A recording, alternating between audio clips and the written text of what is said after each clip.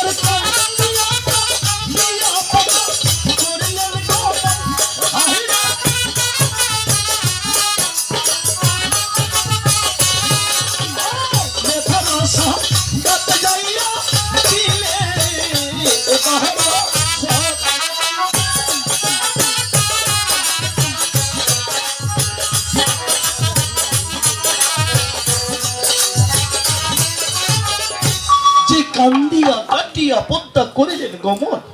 আরে নেতার সাক্ষাতে যাইয়া দিলে দর্শন। এখন দর্শন তো আর বলে, এখন নেতা বলছে, আরে বোন তুই কাঁদছিস কেন, কি হয়েছে? ওগো দিদি, তুমি আমার মনে যন্ত্রণা বুঝো না, আমি যে সহ্য করতে পারছি না। তাই এখন পদ্মা বলছে, ওহিবারে শুনো শুনো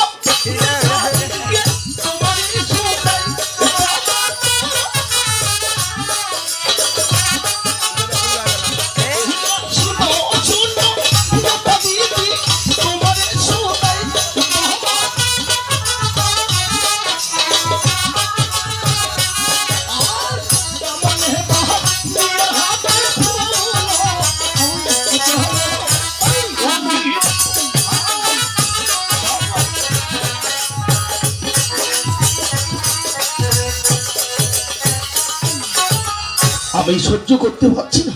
তাই এখন নেতা বলছে, ওরে বোন তুই বুঝতে পারছিস না, তবে আমার কাছে শোনো। ওহি না শিবের